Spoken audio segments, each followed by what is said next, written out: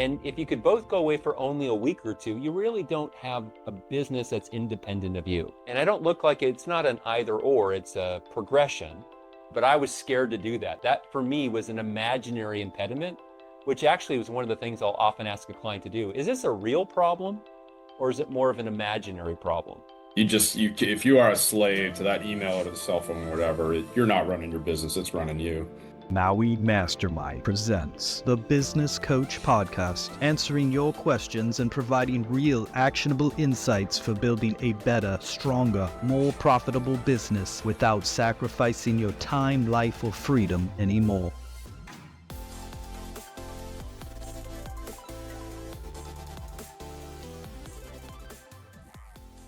Well, welcome to another episode of The Business Coach. I'm your host, David Finkel. And today we're going to be talking about how can you intelligently and profitably take a 3-month sabbatical from your own company and do it in a way where your business doesn't just survive, but it continues to thrive even without you there.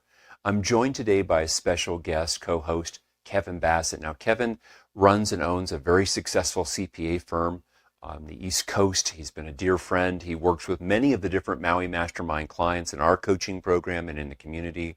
He's been my CPA and tax strategist now for going on 15, maybe even 20 years, but certainly for 15 years. And he's a very, very good business owner in his own right. He works with companies that are private equity funded groups, all the way to successful mid-cap companies as well. He's had clients who have in all different types of industries, from blue-collar services like construction and roofing, all the way through to professional service firms and medical practices. So he and I today are going to talk about something really important. We're going to use the idea of what would it be like to take an extended sabbatical from your own business, and to do that in a way that didn't just make you, the owner, feel good, but did it in a way that actually strengthened your business.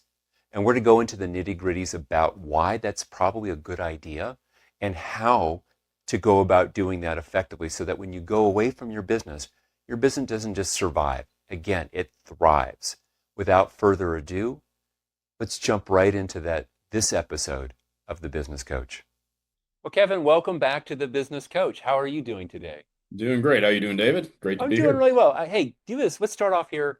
I'm going to ask you, and I'll share one in just a second here. I want you to share a client success in some way. It could be from your tax practice, a client who had a great outcome. You can change the identifiers because I know you got to keep confidentiality, or maybe a client that you help with the CFO side of things. But if you would share one victory with that, and I'll start us off by sharing one. I was talking a couple of days ago, actually 3 days ago, as we were recording this podcast, and a client for the first time ever burst through the $10 million barrier. They had about a 35% growth in their company last year. And I was so proud for them. I was just so thrilled. And that was fun hearing them tell me about that success. That's something I'll share. What would be one you would share? Then we'll get into Funny you say that. We did have another client successfully get through the $100 million barrier, which has been a while coming. That said, we had 3 clients break through the $10 million barrier last year, and in many ways, that $10 million victory is, I think, a bit more rewarding and exciting than the 100 million, because it is a big deal. It really is. Yep. Yeah. And you celebrate it differently. I mean, going past 10 million, I think it affects your life different than going past 100 million. It is a more dramatic life change. Yeah, I think that, okay, I will take that and run with it. I think you're exactly right. The folks that went through 100 million, their lives didn't change one bit. But the 10 million, it is a big deal, right?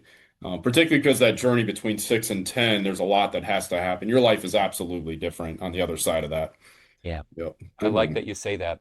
So today we're going to build on this. And what I want us to talk about today is how can we intelligently take, and I'm going to use the frame of a 3-month sabbatical from our business and have our business be stronger, more profitable, to thrive because of what we had to do to intelligently leave our business for an extended time. Now, 3 months is arbitrary, but I'll start it with a story, Kevin. So in 2018, 2019, I had gotten myself to the point in our companies, the Maui companies, that I was taking 12 months, if not 12 months, 12 weeks of vacation each year, which is 3 months. But I was taking, and I looked at the pattern, I was taking it 1 week here, 2 weeks there, another 2 weeks, 1 week here. And what I found was the idea of going away for even 3 gulp, even 4 weeks was really scary because things would go on. Could my team really handle it? What would I come back to? Would I come back to lots of bad consequences and outcomes? And, at that time, my kids were, anywhere from 8 to 12 years old. And a friend and dear friend and a mentor of mine challenged me and said, well, what would it be like if you took the summer off? And my first reaction, Kevin, was there's no way I could take a summer off. I mean, I could take the 3 months off, but not all at once. And he challenged me on that one. And so I looked, well, how could I do that? And so I set a plan for it. We'll talk about that here. But today, here I am. For the last 5 years, I've taken summers completely off with that part intelligently, and the business continues to grow and thrive. And we'll talk about this idea of time away in a chunk. I've got clients who've done that for a month. I've got clients who have business partners and say, oh, I can go away for a month. My partner will just cover everything.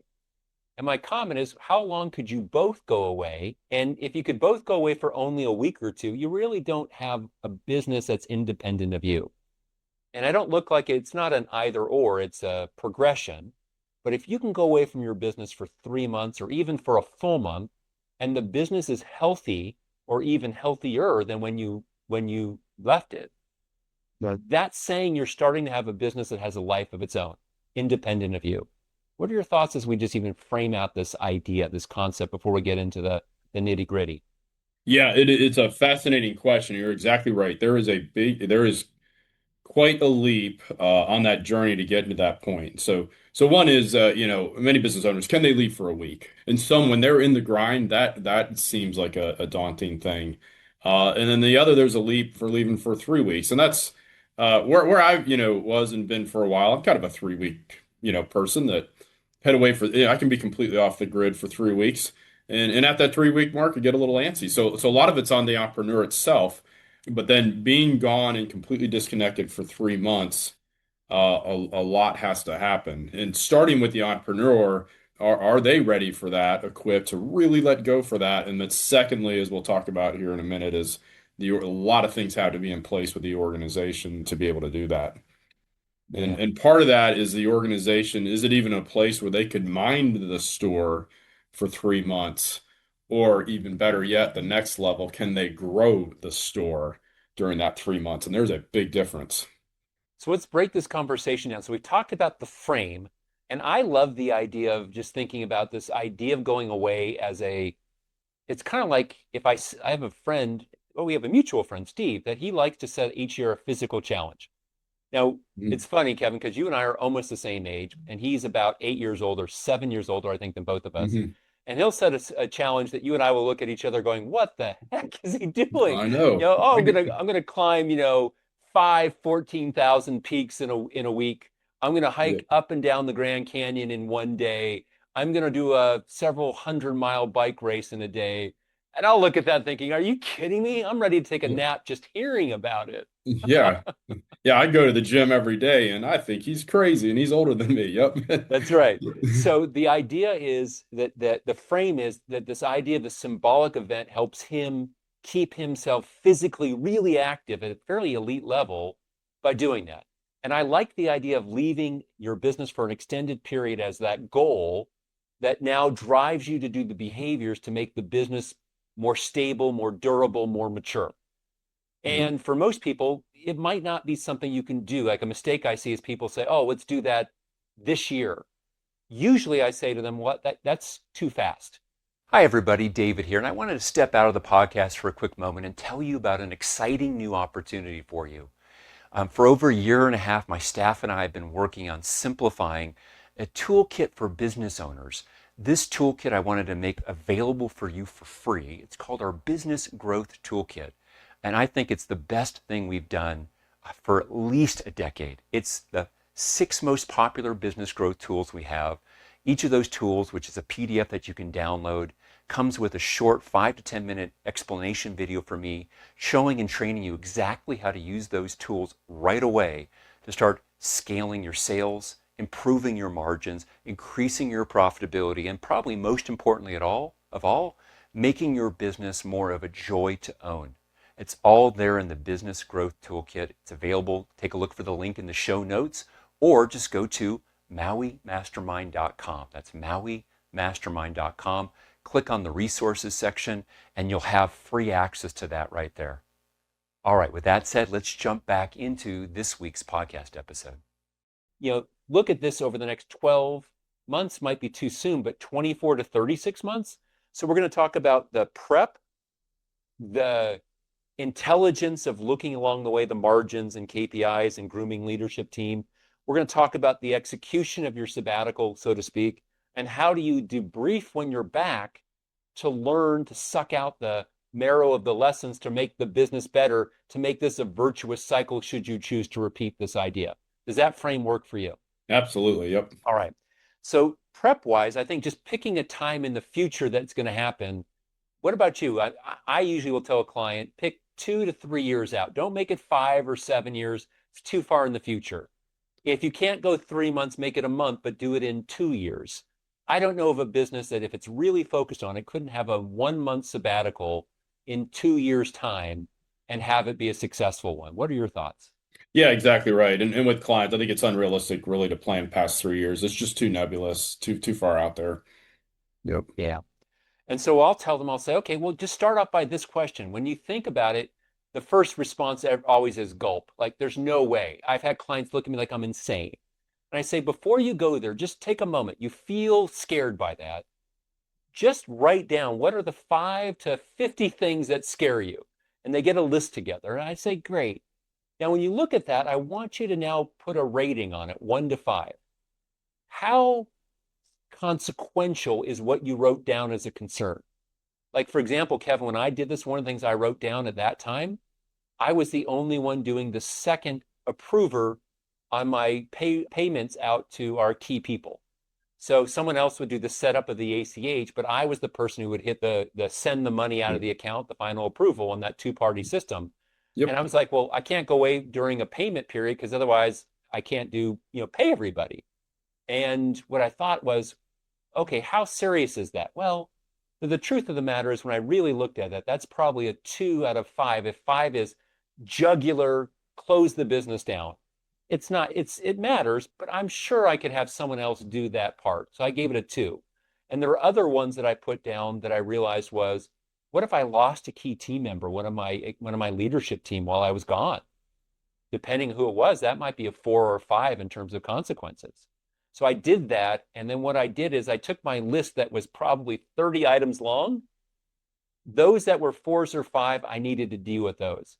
The 2s and 3s, truthfully, I can let those ones go. I might have to do some mechanical thing with it, but they weren't nearly as scary when they were on paper with a score. That's one of the first steps that I did. And I've coached a lot of clients on that down the road. Does that spark anything for you? Yeah, I think that's exactly right. And so what you did a great job of just identifying certain things that have to happen. Another common one is founder-led sales, right? Because so you were improver, you were acting as a treasury function, right? To use the technical term, and then another one, founder-led sales. And those are key functions of the organization that the owner is still pulled in on and couldn't leave for an extended period of time. It's interesting, Kevin. I play a role also in production. At that time, I was coaching maybe 10 or 12% of our clients I was coaching still in the business. And those are usually our larger, more successful clients. Many of them have been with us for 10 years at that point. Mm-hmm. And so my thought was, the first year I gave myself a 2-year period. The first summer I still worked 1 week each month. And mostly what I was doing, Kevin, I was doing coaching sessions. Right. And then I was doing 1 day of meetings with my staff. And I'm laughing at myself going, when I looked at that, and I was scared. And it took my CEO, Teresa, said to me, David, what are you doing? And I'm like, well, I have to coach these people. She said, she looked at me and she gave me this look that was like I would give to somebody else that was a client of mine. And essentially what she said was, just eat your own cooking. Of course you can do that. So, I coach fewer clients now, and it's with the understanding that if you're one of these clients, June, July, and August, I'm gone for those 3 months. And funny enough, every single one of them wanted to stay. None of them wanted to leave. And we found ways to cover for that. And they were more than willing to do that because of value received. but I was scared to do that. That for me was an imaginary impediment, which actually was one of the things I'll often ask a client to do. Is this a real problem or is it more of an imaginary problem? In my head, it felt more real, but it wasn't. It was imaginary, right? We could solve that. Quite frankly, we That's could right. have cut that revenue. I could have handed all those clients off to other coaches. And even if half of them left, it would not have affected the business that much relative to the degree of freedom it gave me. So, Yep. That's all right. right. Yeah, and it's just bit by bit, they've got to the founder needs to extricate themselves from key parts of the organization. Absolutely. So I want to ask you for a story of where one of your clients got him or herself out of a key function. So I gave an example of ACH. Teresa was more than capable. It was my emotional part of like, oh my gosh, this is a bank related thing. This is a fairly substantial six-figure payment going out every couple weeks. Hey, so I talked with her about it and she was fine. And, she does it now all the time. She's the second party on that. And I've got somebody else as her backup should she ever not be there for it. That would be an example. What's an example of a key function or responsibility you watched a client backfill themselves with either a person or a system or a combination thereof? Yep. So a number of things. So first you mentioned some financial ones. I do find most clients do let go of that without too much hassle. In some cases, perhaps too quickly without sufficient controls. We got some that they just, oh, I'm not good at that. I don't even want to look at it. Okay, well that's a bad extreme. But I had another one that client grew up. They were past 3 million in EBITDA, and this client was continuing to be the one paying the bills and somewhat doing the books, having us, close out the stuff, and that was surprising. But usually they'll let go of that. I've seen owners hold on too long on approving payroll, right? If your service organization labor's large. I understand the pull, but you have to let go. But more commonly, we see more struggle with letting go if they're extroverted and a sales-driven person that the owner stays in founder-led sales too long. Extremely common. They're highly successful at it. They are good. No one will do it as well as them. Well, half true, but nonetheless, you cannot scale, without that. And that's a common thing that at some point in the journey you have to get past founder-led sales. And then in others with maybe even production sometimes, which in your case you were still involved in production. But then finally, they need to get the leadership structure and team and systems in place if they are too involved in decision making, right, to be able to step away for that 3 month sabbatical. I love it. And unpacking that a little bit here. Um, One of our coaching clients, he had a investing business where they would buy and rehab and resell properties. They were doing about 100 houses a year, fairly large rehab organization. I mean, that's a lot of real estate to do. And they were doing it in California, the north part of California, Sacramento area. And I remember talking to him about this, Kevin. So he did a lot of television advertising to generate leads for him to buy houses. And these Right. ads worked well. And he would get phone calls at all hours of day and night to a cell phone because he Mhm. learned that if a person answered it, that was your shot, right? And if you didn't Yep. answer it, then they would go to the next person on the list. And I'm looking at him and I'm saying, "Are you kidding me, RC? You're taking this call. You've got the phone. So Yep. you're taking calls during dinner, at night, on the weekends." And his comment to me was, "Well, it's my cell phone." And I'm laughing. I'm saying, "Well, could you get a new cell phone and port the number to somebody else? Could That's you?" right. Yep. And he's arguing with me and arguing with me. And what really came out of it just felt like he couldn't do it. Well, he did it, and his business was better for it, right? So it's okay for Absolutely. him to take some of those calls, perhaps, but really, it was a call to action that over the course of 12 or 24 months, that he needed to groom his sales team, his acquisition team, to be able to effectively field the phone. And the Yep. excuse, because most business people, the owners will say, "I can't." And it's usually a gut, visceral, like fearful reaction. And if we can just stay with it long enough, usually within a day, a week, or a month, they realize that it's BS. Like I call BS on that, right? Yeah. Yeah. Right.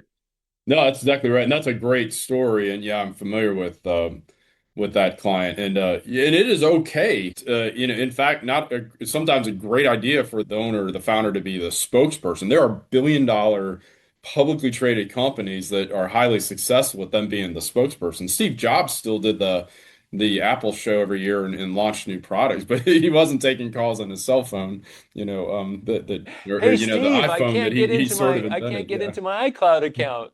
Yep, yeah, exactly. And yeah, you do have to step on that. And the spokesperson idea can be a great idea, but you can record those outside the sabbatical. And yeah, letting go of that. And one of the things to even scale past a much lower level than that, let alone a sabbatical, is you got to get rid of email, right? Have a great assistant, whether it's virtual or in person, taking some of those things off you. You can never unplug or Yeah. disconnect at all, let alone scale. Yep. A quick technique for that is I tell a lot of clients, for what you're doing on your email addresses, create role-based emails in your company so that you're not training every client to go to, Joe Smith owner at acmeinc.com, but they're going to client support at, even if you are there monitoring that email at times, don't train them to go to your personal email. Why?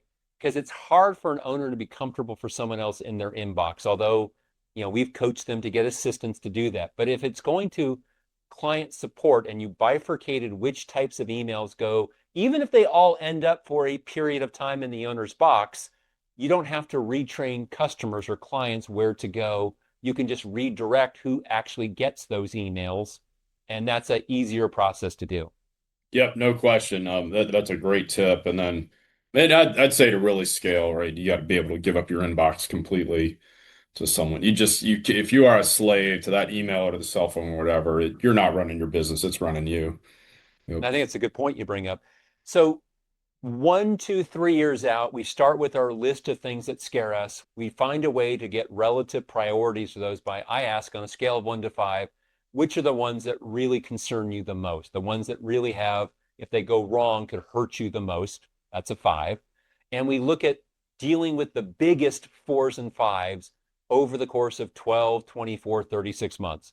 That's going to be one part cross training people. That's going to be one part redesign a process. That's going to be one part creating of a better system. That might be some internal controls that happen. That might be some experience where you're developing that person by letting them handle it on lower stake stuff and grooming them over time. Now, from there, though, we say it's now 3 months out. I tell clients, look at 3 months out, 1 month out, 1 week out, 3 months out. What do you now need to make sure that you're really aggressively communicating with those people? We had a client of ours that was it was a 2.5 month sabbatical, so it wasn't quite 3 months from his construction company.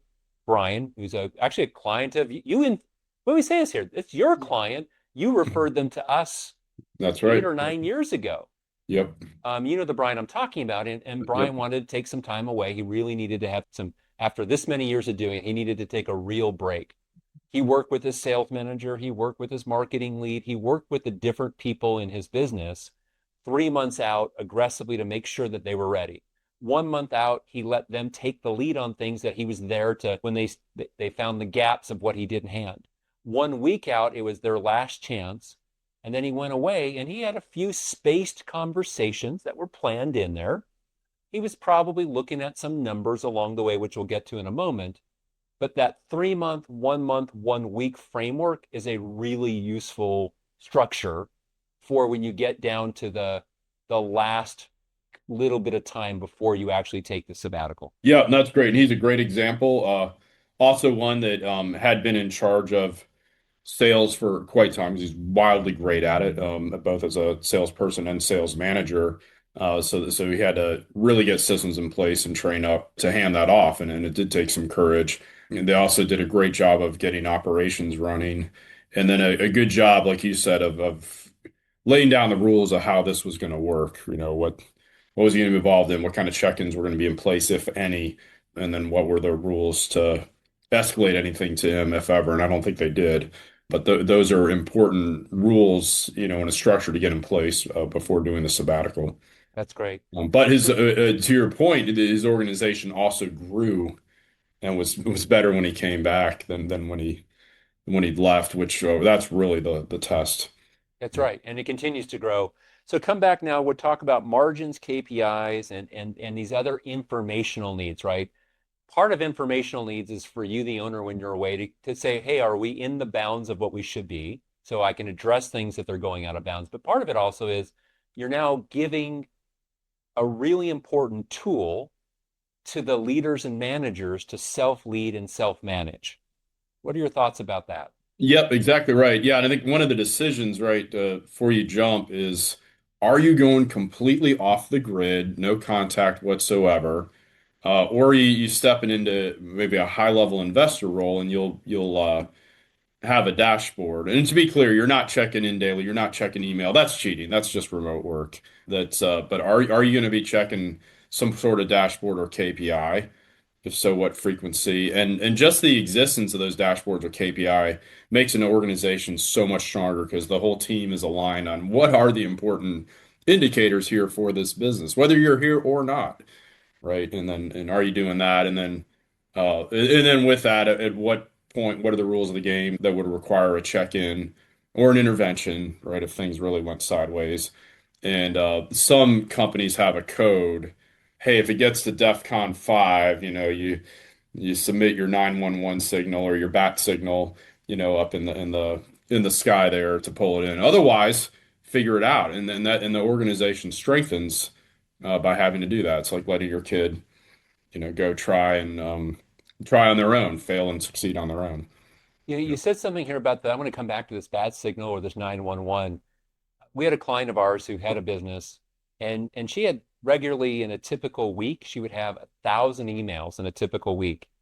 And most of those were client support or vendor or supplier questions and things. And I started talking to her and I said, why do you, I notice what you're telling me. You're telling me your way of handling it is you look at it and then you hand off things to other people as they come in. And you feel successful because you're handing off, 99 things out of 100 or 999 things out of 1,000, you're handing them off. And I agree that that's better than you doing these things, no question about it. But it doesn't make sense for you to be vigilantly monitoring the haystack because you're concerned about the one needle out of 1,000 emails that comes in that really is mission critical. Because her reason, Kevin, was to tell me that if I don't catch that email, I can lose a big customer of mine, a big distribution customer. And I'm like, okay, well, can we flip it on its head? Could you train someone else to monitor the haystack, the inbox, such that if one of these other 1 in 1,000 emails or 1 in 100 or even 1 in 50 emails come in, can you train them to bring that to you in a different mechanism so you don't have to have this background hypervigilance on your That's right. inbox? And that was a game changer for her, right? That took her from 60 hours down to 20 hours a week. That took her from never really leaving the business for more than a few days to taking 2, 3, 4, 5 weeks at a time to be with family and this part. And I know for me, if I'm looking at my inbox a lot, I get sucked into it. But if I'm concerned about something important, what I find is I just tell my team, look, if it really is important and I'm on the summertime and it raises to these levels, go to these people first. They know that if something raises beyond there, they'll give me a text that says, hey, this is a bat signal. We need you to have a 45-minute conversation. And I don't Yep. mind that, but if I have to vigilantly watch and monitor my inbox or my chat threads, then I'm not on vacation. Then I'm not away from the business. I'm just, like you said, I'm working from a beautiful remote location. And while that's better than working from an ugly remote location, it's not really what we're talking about here. That's exactly right. Yep. Yeah, and you're right. Just having that criteria when to grow it. And yeah, if we had 100 clients go take a 3 month sabbatical, 95% of them will have a non-issue. But occasionally they are, and there are time and place to escalate it. We had one recently where it was a longtime client. They had one of their longtime employees. I mean, well more than a decade, one of their senior leaders. That they might have been with them 20 years even. That for some reason had a really bad night where this individual was out and got on the wrong side of alcohol, got in some sort of a bar fight, had a company vehicle, had an accident on the way home, and was a hit and run, left the scene, and they had a large legal issue that was going to lead to personal liability for the owner. That was a good time to raise the bat signal and pull them out of their vacation. Within that case, really bad news. But it had to be addressed Yeah, immediately. yeah. Yep. Stuff happens with that part. Yep. So But on the execution, 95%, it'll be nothing. Yeah. Yep. Well, while you're away, so we need to have a way that they can get you that you don't have to monitor, but it would raise the attention to say, this is important enough, pay attention here. I'll give one more thing on the execution itself, which is I think it makes sense to have some specific pre-planned check-ins. A lot of times you create anxiety for your staff if you haven't been away. If they don't know when they can get you, you create lots more anxiety and they want more of you. But if they know you're gone for 3 months, they know that at the 1 month, the 2 month, and these different two spots, for example, that you've already got scheduled a 1 or 1.5 hour call, they can save lots of stuff for that. And it gives them more confidence.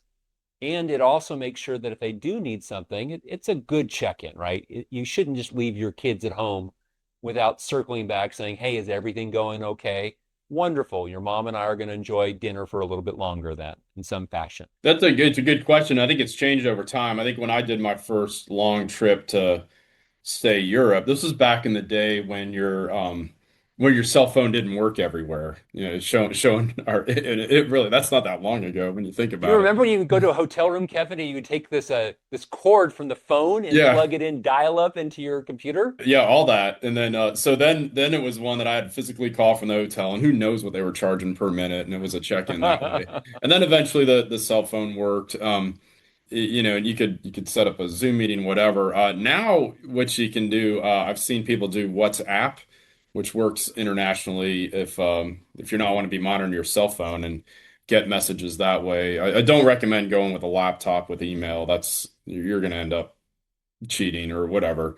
My kids, at least they know growing up, we never went on vacation with a laptop. But yeah, having some sort of mechanism, that'd be a fun one to hear from the listeners, what they found would work for anyone that's done this. Yep. I love it. I'm going to come with the phone and I'm going to, turn off email because I find once I check, I'm in it. Yeah. And I'm now more than 20 years with no email on my cell phone, and I recommend it with everyone. I'd have a full head of hair if I'd never had it on there in the first place. So, yeah. Yep. So, Kevin, when I come back from my sabbatical, and what I tell clients is now prep people saying, look, this is a learning experience. While I'm away, I want you to keep a list of things that are working well and things that are not working well that we need to solve for the future. And when we come back, I want you to share with me, the first week I'm back, I want to know what worked well while I was gone. And I want to see your list of those things that didn't work well and what you think we need to do in the future so that we make them work better in the future. And so I come back, I had this debrief with individuals, key people along the way. I also do my own debrief after, usually it takes me 2 or 3 or 4 weeks to kind of resituate, see what actually happened. And I find that some of the best learning for how to strengthen strategic depth in a company comes out of that time away. What advice would you have for somebody who now is re-entering their business after their Yeah, that exactly right. And we have it, the what were the victories and what are the, next times, do better next times and the same similar debriefing. And that's absolutely important. And anyone that thinks it's going to go perfect, shoot, you could be there every day and things aren't perfect, let alone when you're gone. So victories and next times I think are Yeah. just crucial. It's interesting. I'll close it out with a story. So I remember this is now 30 years ago. I went on a river raft trip with my dad. This is the first vacation I went with my dad where I paid my own way. And that Good was a deal. strange thing, right? Because my Yep. dad, it was always him. But this was he wanted to do an expensive river raft trip. I'm like, Dad, no problem. I'll cover my own share. It was with Butterfield Robinson. They're a Yep. high-end travel company. This is the river raft trip where they have, portable showers and they brought, Oh, that's wine great. glasses and, all that kind of stuff, which I didn't care about. I just wanted to spend 10 days with my dad. So we're going through Canada, this incredible, beautiful river raft trip. And a guy on the trip, his name was Roy. And Roy really became a role model for me. And he had built a very successful property investing company in San Francisco. He owned a lot of fairly expensive real estate buildings. And his comment to me one night was he said, and this is right about the time when City Slickers had come out. So I think he was Yep. playing a little bit off that. I said, David, the secret to my success in business is one thing. Yep. And so I'm hooked. Okay, Roy, what's the one thing? And he goes, David, he leans in and I lean in and he says, David, it's this trip. And I'm like, Roy, what the are you Yeah. telling me here? It's like this trip. And so finally, after like 20 minutes of me just saying, Roy, this is not going to cut it. What do you actually mean by this trip? He said, David, every year I pick to go on several trips that I'm away where I cannot be in contact with my company. And by doing that, it forces everybody else in my company to grow and become more independent. And in doing so, that's been a winning formula for me and my investment company. And I thought at the time, what a cool thing. And then my next reaction was, well, that couldn't be possible. And yet I really do believe that when you can build the business to step away from it, the business must be better for it if it's done intelligently, if it's done with real intention. And that would be my final kind of point or lesson. What would you share as your final words of wisdom, Kevin, to our viewers and listeners of the podcast? Yeah, I think, well, that story is absolutely a brilliant way to close. And then, as you know, some folks are so in the grind, so in the business, start with 1 week, no kidding, off the grid, no exceptions, and then go to 3 weeks, 6 weeks, and finally 3 months. And in your company, your business will be so much better for it. And it just forces you to make decisions that you might be too busy to do otherwise. Yeah.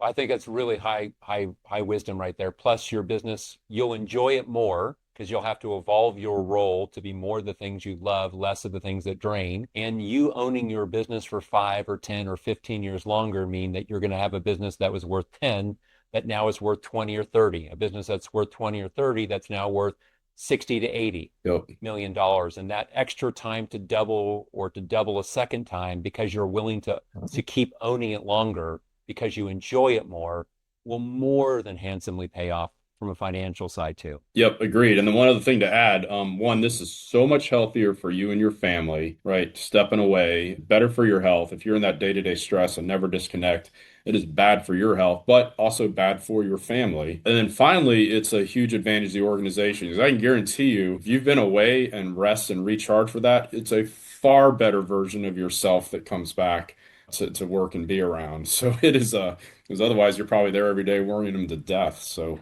everybody benefits. I And love it. it also allows them a chance to grow. That's right. That's right. Well, Kevin, on behalf of everyone here at the Business Coach, I want to say thank you for coming on just to share your perspective. I always love bouncing and riffing off of each other that way. And to our audience, I want to say thank you for listening to another or watching another episode here of the Business Coach. However your business goes, I hope that you'll set the goal in 12, 24, 36 months to do your version of your sabbatical, whether that's 1 week, 1 month, 3 months, or longer. Kevin, thank you so much for being here today. Yep. Thanks for having me as always, and look forward to next time. Take care. Bye, everybody.